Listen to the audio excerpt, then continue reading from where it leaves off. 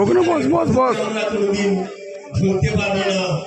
আর প্রভু কিন্তু আমাদেরকে কোনোদিনের জন্য ভুলে যাবেন না, কেননা তিনি আমাদের সৃষ্টিকর্তা, তিনি আমাদের প্রেরণকর্তা। কেননা সাধু ভক্ত বলে ঈশ্বরের কাছে প্রার্থনা করে, যখন তুমি আমাকে তোমার মাতৃজঠরে রোপণ করেছো, তখন তুমি আমার সহবর্তী ছিলে। যখন আমি এই জগতের বুকে মায়ের জঠর হইতে বাইরে বেরিয়ে এসেছি, সেদিন তুমি আমার তত্ত্বাবধান করেছি। সাধু বাবুরা বলে তোমরা আস্বাদন করিয়া দেখো, সদা প্রভু মঙ্গলময়, তার দয়া অনন্তকাল স্থায়ী। আমরা কজনে দয়া করবো গো? আমরা কজনে দয়া পাবো? আর আমি আর একজনকে, আমি আমার অন্তর দিয়ে কতটা দয়া করব? প্রভু যীশু খ্রিস্ট তিনি আমাদের সর্বদাই আমাদের মস্তকের উপরে হাত রেখেছে, কারণ আমার ভিতরে যাওয়া বাইরে আসা আমার ইচ্ছা নয়। যদি আমার প্রভু ঈশ্বর আমাকে নারায়ণ করে, শুধু 10 নম্বর থেকে আমরা এই রানীগড়ে এসেছি।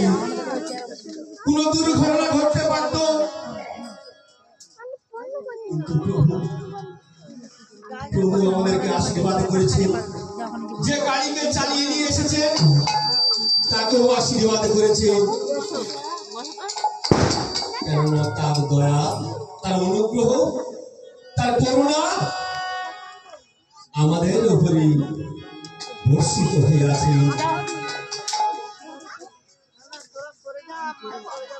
আর এই মতন ভাবে আমরা জানি যীশু খ্রিস্ট বাইবেলেতে অনেক উপমা দিয়ে গেছে। সেই উপমার মধ্য হইতে আমি একটি উপমা করব, আর আবার পরবর্তীতে আমার গুরুদেব, আপনাদের খুব কাছের মানুষ, আপনারা প্রত্যেকেই তাকে চিনেন, মাননীয় অজয় দাস, তিনি এসে করবে।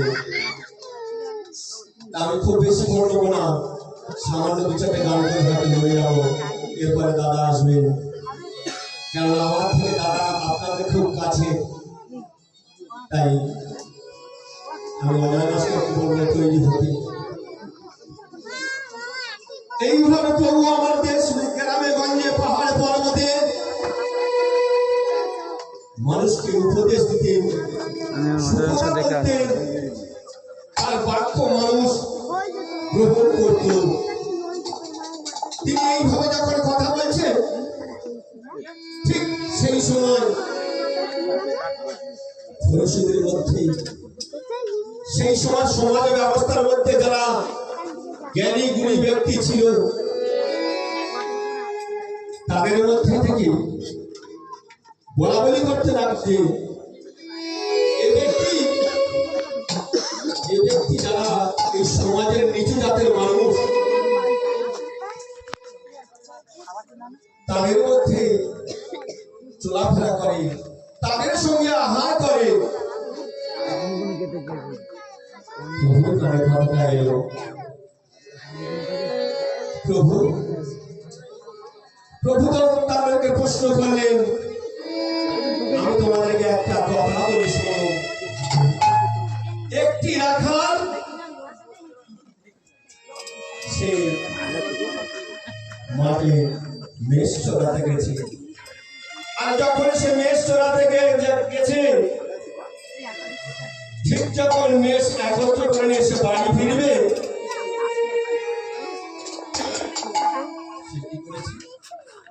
যখন গুনছে, গুনে দেখছে তার 100 মেষের মধ্যে একটি মেষ 99টা মেষ।